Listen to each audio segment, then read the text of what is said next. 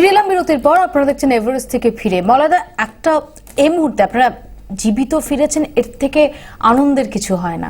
এবং এখানে প্রযুক্তিও একটা কাজ দিয়েছে যে আমরা অনেক তাড়াতাড়ি খবরটা পেয়েছি যে আমাদের এই রাজ্য থেকে যারা গেছেন তারা সবাই সুস্থ আছেন, অক্ষত রয়েছেন। কিন্তু যে একটা অভিযান বাতিল মানে তো অনেক পরিশ্রম, অনেক অধ্যাবসায় এবং অনেক অর্থ, সেটার যে জোগাড়, সেই সমস্ত কিছুতে ইতি। এই স্বপ্নভঙ্গের যন্ত্রণাটা কিরকম? খুব কষ্ট হয় কিন্তু মেনে নিতে হয়। প্রকৃতির কাছে তো আমরা কিছু করার নেই। তো সেই আমার খুব ভালো মনে আছে এই অভিযানটা হওয়ার আগে প্রায় অন্তত 8 মাস আগে থেকে আমাদের পরিশ্রম শুরু হয়েছিল। 8 থেকে 9 মাস আগে থেকে, মানে পাগলের মতো সে পরিশ্রম, টিম তৈরি করা, কিভাবে স্পন্সর আসবে, ঠিক শেষ মুহূর্তে এসেও মনে হচ্ছে না হবে না। আবার দেবাশিসদা যেহেতু এই টিমের কনভেনার ছিলেন, দেবাশিসদা মাথার ওপর আছে, তো তখন দাদা বলছে যে না চল লড়াই কর, হয়ে যাবে ঠিক। একটা মেম্বারের সমস্যা আসছিল, আবার সমাধানও কিন্তু হয়ে যাচ্ছিল। তো আলটিমেটলি আমরা কিন্তু টিমটা বেরোতে পেরেছিলাম এখান থেকে, যে না ঠিকভাবেই বেরিয়েছিলাম। হয়তো সমস্যা তো অবশ্যই থাকবে, এতগুলো অর্থের ব্যাপার, কিছুটা ধার এজেন্সি দেবে। দেবাশিসের সাথে ভালো সম্পর্ক, পেম্বাজির সাথে খুব ভালো সম্পর্ক, 7 সামিটের মালিকের। তো সেই রকম ভাবে একটা লিপিকা গতবারও খুম্বু আইস ফলে কারণে আপনাদের এভারেস্ট অভিযান বাতিল হয়েছিল। এবার পর্বতারোহণের ক্ষেত্রে স্পন্সরশিপ পাওয়া, সেটাও তো খুব কঠিন একটা কাজ, যেটা মলয়দাও একটু আগে বলছিলেন। মানে গত বছর এবং এবছর 2 বছরই আমি এভারেস্ট বেস ক্যাম্প থেকে ফিরে এলাম। এই এভারেস্ট বেস ক্যাম্প থেকে ফিরে আসার জন্য আমার প্রায় 20 লাখ টাকা খরচা হয়ে গেছে এবং গলা অব্দি লোনে ডুবে আছি। তো তাও স্বপ্ন দেখতে ভালোবাসি, আবার হয়তো স্বপ্ন দেখব জানি না। কিন্তু এই মুহূর্তে এই বেঁচে ফিরে আসা, লোন সব মিলে একদম খুব খারাপ অবস্থায় আছি আর কি। মানে বেঁচে ফিরে আসার ভালো লাগা আছে, কিন্তু এই যে 2 বছরের একটা স্বপ্ন, 2 বছর ধরে চেষ্টা করে যাচ্ছি এবং তার জন্য গলা অবধি লোন করে ফেলেছি, সেটা এখনো সফল হলো না, সেটার তো কষ্ট, খারাপ লাগা অনেক কিছু। আমরাও সেই কষ্টের শরিক। আমরা চাইবো যে আপনাদের স্বপ্ন সেটা পরের বছর যেন সেটা সাকসেসফুল হয়। আমি দেবাশিসদের কাছে আসি। দেবাশিস, আমরা পরপর কতগুলো বছর দেখি। 2013 আপনি এবং বসন্ত সিংহ রায়, আপনারা ধলাগিরি শৃঙ্গ জয় করতে গিয়ে ওখানে বিপর্যয়ের মুখে পড়েন।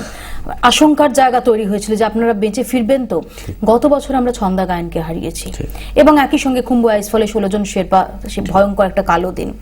এবছর এরকম একটা বিপর্যয়, আপনার কি মনে হয় যে কোথাও পর্বত আরোহণের ক্ষেত্রে, ঠিকই যারা পর্বত আরোহণে যান তারা জীবনকে বাজি রেখেই যান, অনেক কিছু থাকে, পরিবার পরিজন থাকে, অনেক অনেকগুলো ফ্যাক্টর থাকে, কোথাও কি একটু ডিসকারেজড হতে পারেন কেউ? হ্যাঁ, সাধারণ লোকেদের ব্যাপারটা কি হয়, এই পরপর এতগুলো ধাক্কা এসছে। কদিন আগে মল্লিম আস্তান বাবু মারা গেছে। মানে আমরা অনেক চেষ্টায় যদি এক পা এগোই, একটা অ্যাক্সিডেন্ট কিন্তু বহু পিছনে নিয়ে যায়। এবছর যেমন মানে আমি চৈউতে ছিলাম, আমার মানে ঠিক ছিল যে এরা তো 6 জন গেছে এভারেস্টে, আমি চৈউ ক্লাইম্ব করে আসব। এবং খুব সুন্দর আমি এগোচ্ছিলাম অ্যাডভান্স বেস ক্যাম্পে, 2 দিনের মধ্যে অ্যাডভান্স বেস ক্যাম্প উঠে গেছি। এবং আমি বলছিলাম আর 7টা দিন সময় পেলে আমি চৈউ ক্লাইম্ব করে চলে আসতাম। তো যখন অ্যাক্সিডেন্ট হলো, মানে এরকম, সঙ্গে সঙ্গে আমি খবর নিতে শুরু করলাম যে এরা কেমন আছে। এবং এই আজকে এখন প্রযুক্তির জন্য আমি সঙ্গে সঙ্গে খবর পেয়ে গেছিলাম এরা খুব সবাই সুস্থ আছে। একটা দিকে আমি খুব নিশ্চিন্ত ছিলাম, কিন্তু আমি সঙ্গে সঙ্গে বুঝেও গিয়েছিলাম যে এভারেস্ট ক্যান্সেল করে দিল। এবং সেটা আমার কাছে বিরাট ধাক্কা, কারণ কি বহু কষ্ট করে এতগুলো টাকা জোগাড় করে এদের পাঠানো হয়েছিল। তবুও যতক্ষণ আপনাদের মনে এই স্বপ্নটা আছে, আপনাদের এই প্রতিজ্ঞাটা আছে, অঙ্গীকারটা রয়েছে, সেই স্বপ্ন ছোঁয়া, সেটা শুধু সময়ের অপেক্ষা। আমাদের সবার তরফ থেকে এই কামনাই থাকবে যে আপনাদের স্বপ্ন ভঙ্গ হয়েছে ঠিকই, but for the time being, এরপর আপনারা আবারও আপনাদের যে শৃঙ্গজয়ের স্বপ্ন সেটা সফল করবেন। শুধুমাত্র দেবাশিস বা লিপিকা বা মলয়দার তো স্বপ্নভঙ্গ হয়নি। আমরা যদি দেখি যে এই ভূমিকম্প নাড়িয়ে দিয়েছে, বরফে ঢাকা হিমালয় আর প্রাচীন ঐতিহ্যের টানেই নেপালে ছুটে আসেন দেশ বিদেশের পর্যটকরা। ভূমিকম্পের অভিঘাতে বিধ্বস্ত বহু হেরিটেজ স্মারক অনেকটাই আর ফিরে পাওয়া যাবে না, আর যেটুকু রক্ষা করা যাবে তার জন্য দরকার বিপুল অর্থ। তবু ধ্বংসস্তূপ সরিয়ে ঐতিহ্যের স্মারকগুলিকে স্বাভাবিক অবস্থায় ফিরিয়ে আনার উদ্যোগ শুরু হয়েছে নেপালে। পাহাড়ের দেশ, ঐতিহ্য, পাহাড় প্রমাণ। ভূমিকম্পের ধাক্কায় ফাটল ধরেছে সেই ঐতিহ্যের ইমারতগুলিতেও। নেপালে হেরিটেজ সাইটগুলোর ক্ষয়ক্ষতি খতিয়ে দেখতে গিয়ে শিউরে উঠছেন প্রত্নতাত্ত্বিকেরা। 90% heritage are damaged. Some are partly cracked, some are total demolished, some are we want to demolish. Kathmandu উপত্যকা জুড়ে ঐতিহাসিক স্থাপত্যগুলি আলাদা আলাদা 7টি জোনে ভাগ করা হয়। মধ্যে প্রায় 80%কেই হেরিটেজ সাইট হিসেবে ঘোষণা করেছে ইউনেস্কো।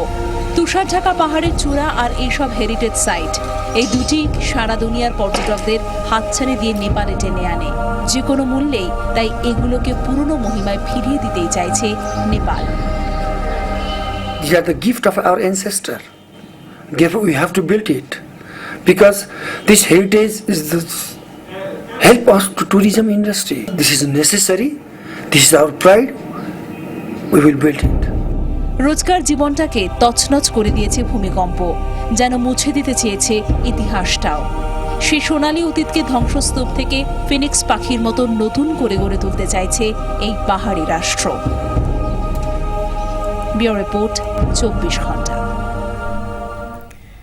এবং তেমনি ভাবে নেপালও যেরকম এই ধ্বংসস্তূপ থেকে ফিনিক্স পাখির মতো আবারও ডানা মিলবে, আবারও মাথা উঁচু করে দাঁড়াবে, এটাই আমরা কামনা করি। সেরকম ভাবেই এই দেবাশিস দা, লিপিকা বা মলয় তাদের মতো বা আরো অনেক পর্বতারোহীর স্বপ্ন, সেই স্বপ্ন সফল হবে এই কামনাটাই আমরা করি। আমরা চাই যে চ্যালেঞ্জ থাকবে, প্রকৃতির রোষ থাকবে, কিন্তু সমস্ত কিছুকে পেরিয়ে তাদের শৃঙ্গ জয়ের স্বপ্ন সেটা পরের বার সফল হোক। আপাতত এখানেই শেষ করছি, সঙ্গে থাকুন 24 ঘন্টা।